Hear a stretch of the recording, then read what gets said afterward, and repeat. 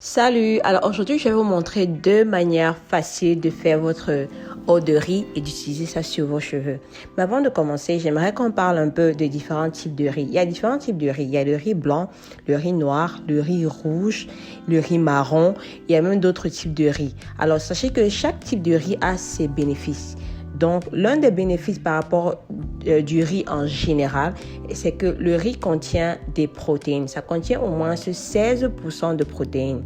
Maintenant, la différence qu'il y a entre le riz blanc et le riz noir, par exemple, c'est que le riz noir contient plus de protéines. Donc, le riz noir va contenir plus de 16% de protéines.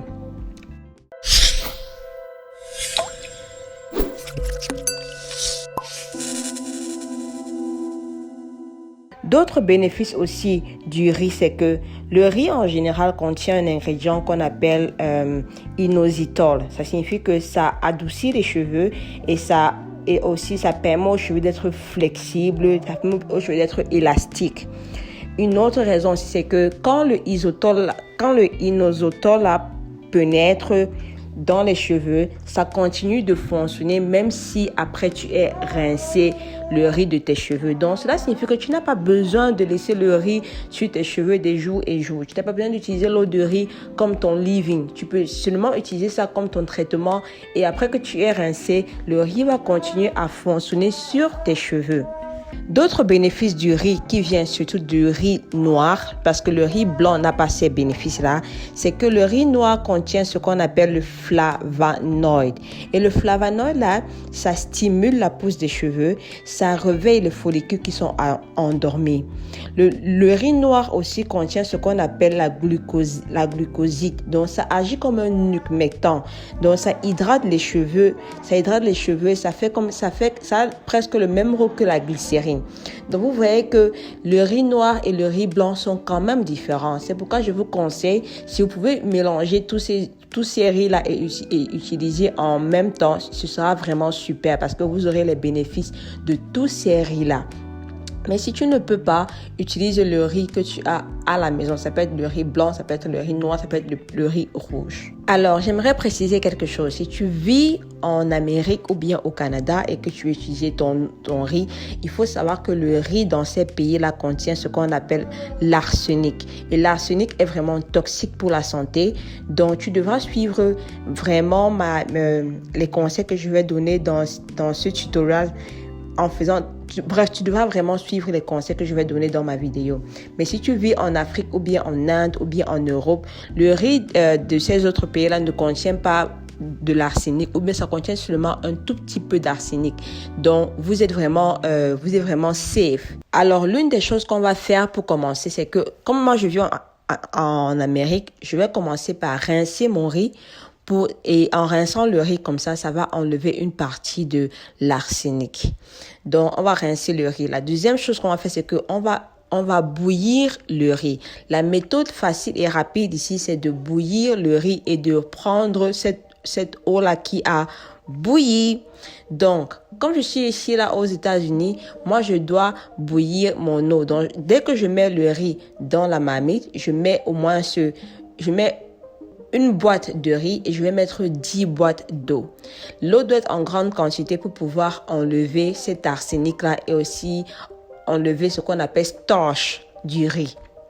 Donc, quand ça commence déjà un peu à bouillir, dès que je vois que ça commence un peu à bouillir, je prends cette eau-là et je verse et je jette. Toi qui es en Afrique ou bien en Inde ou bien en Europe, tu n'as pas besoin de jeter cette eau-là. Tu peux déjà utiliser cette eau-là comme ton eau de riz. C'est parce que ça ne contient pas de l'arsenic. Moi, je jette cette eau-ci parce qu'il contient au moins 40% de l'arsenic. C'est pourquoi je ne vais pas l'utiliser et c'est pourquoi je le jette. Après cela, je prends maintenant encore ce riz-là et j'ajoute encore 10 boîtes d'eau parce que je veux que l'eau soit beaucoup dans mon riz. L'autre chose que je vais ajouter, c'est que je vais utiliser les peaux de mandarine. Tu peux utiliser les peaux d'orange, les peaux de citron, comme tu veux. Tu peux me mettre toute une orange dedans si tu veux. Donc moi, je vais mettre juste les peaux de mandarine parce que je vais manger ma mandarine. Et ensuite, je vais aussi ajouter les plantes. Et oui, je vais ajouter les plantes. Les femmes chinoises, elles utilisent aussi les plantes souvent pour faire le eau de riz. C'est vrai que vous ne voyez pas ça dans leur vidéo, mais j'ai suivi une interview avec l'une d'elles et elle disait qu'ils utilisaient les plantes dans leur eau de riz. Donc c'est pourquoi dans cette eau de riz, je mets des plantes à l'intérieur. Alors, la première option, c'est que quand l'eau commence à bouillir, tu extrais l'eau et c'est cette eau-là que tu vas utiliser sur tes cheveux. Alors moi, je vais utiliser la deuxième méthode qui est la suivante. Je vais laisser mon riz cuire, que l'eau et le riz cuisent bien et ensuite je vais extraire l'eau et je vais aussi extraire le riz. Ce sera un peu comme une petite pâte. Donc ça, c'est ce que moi je vais faire. Donc dès que mon riz a cuit, je vais mettre ça dans le moulinex. Ou bien tu peux mettre ça dans un papier et extraire directement. Ou bien tu peux mettre dans le moulinex comme moi je vais faire. Je mets dans le moulinex, j'écrase et ensuite j'extrais le liquide, ce liquide là ou bien cette crème là. Et c'est cette crème là que je vais utiliser sur mes cheveux. Alors après avoir lavé mes cheveux sont propres. Maintenant j'applique ma crème à l'eau de riz. Alors ça c'est un traitement protéiné que je suis en train de faire les filles. Donc je vais laisser ce traitement là pendant 30 minutes sur mes cheveux.